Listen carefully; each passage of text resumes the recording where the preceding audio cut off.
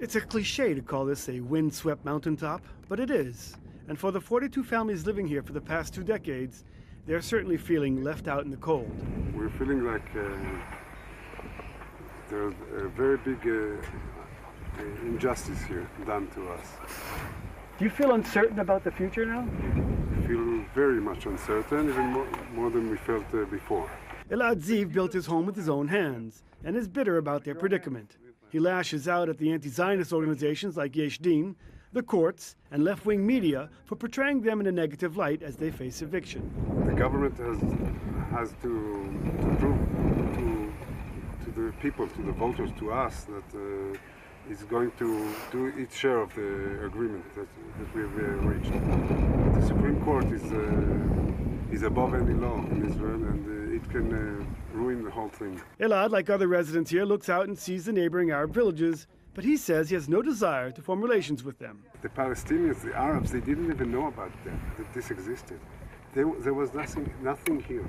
No tree, no cultivation, nothing was here before we came. So you've been We did here. not push anybody out. In Silwad, village head Mohammed Jalal says they are scrambling to find documentation that local Arabs own the plots the government has set aside for the Amona residents, but haven't found them yet. According to media reports, each family in Amona will receive 1 million shekels for agreeing to move. In the arrangement that you were shown, were there figures of any money given? No, we weren't shown any figures. Because the press was told you're going to get over Well, the all press this money. wants to, it's always trying to demonize us, to make us look very bad, and like it's all the time they attack us from a different direction. This is what they want to do. This is how they want the public to view us. But the public views us, he knows that we are not here for the money. There is concern over possible clashes with Amona settlers and militant supporters if it comes down to a forcible evacuation. This is a temporary structure that was built to house the youth who were protesting against the evacuation of Amona. On the walls it's written, "Soldier, policeman, how do you turn against your brother?" It's also written, "Over Judea and Samaria there will be a war."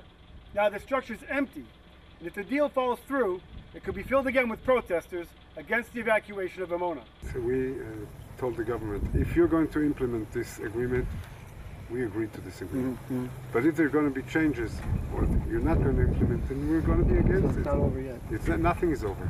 Now, because we're in agreement, we're not going to fight. We're going to do our part of the agreement.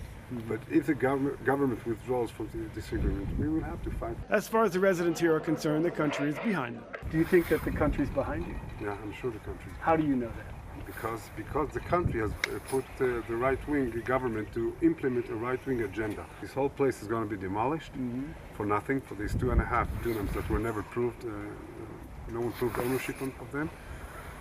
And we're going to be moving to another place in this hill on Amona. Okay. You can live with that? If all the agreement will be followed and they will be implemented, then we can live with that.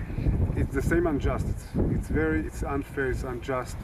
This whole thing shouldn't have come to the world. But we know that we are not afraid.